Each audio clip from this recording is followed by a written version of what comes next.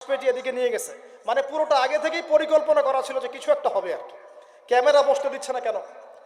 এই যে ক্যামেরায় রেকর্ড আছে, আজকে আমি যা বলছি, যা আলোচনা করেছি, তো সেদিন ক্যামেরা কেন বসাতে দিল না? ইউটিউবারদের ক্যামেরা কেন বসাতে দিল না? ক্যামেরা থাকতো, দেখতো মানুষ কি হচ্ছে। ক্যামেরা ভাঙচুর করা হয়েছে, ক্যামেরা বসাতে দেওয়া হয়নি। আলোচনা করেছি, আলোচনা পরে বললাম বসেন, চলে আসবে। এরপরে এই যে ছেলেটাকে আপনারা দেখেছেন ভিডিওর মধ্যে, এই ছেলে তার ক্যাডার বাহিনীকে নিয়ে, এবং তার একটা শেল্টার ছিল, একটা পলিটিক্যাল শেল্টার, সে এসে পুরো স্টেজে উঠে যাচ্ছে তাই বিহেভ করেছে আমাদের সাথে।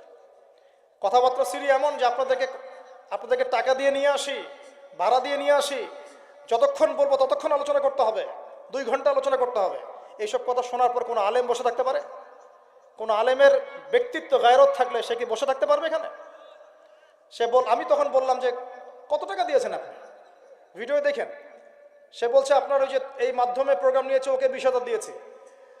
অথচ ওই মাধ্যমের ওই ব্যক্তি যাকে বলা হচ্ছে আব্দুল আলিম না কি নাম, তাকে আমি চিনি না, জানি না সে কি আমি জানি না সে কি। তারপর তাকে বললাম নিয়ে আসেন সামনে, নিয়ে আসেন, যত টাকা নিয়েছেন ফেরত দেন।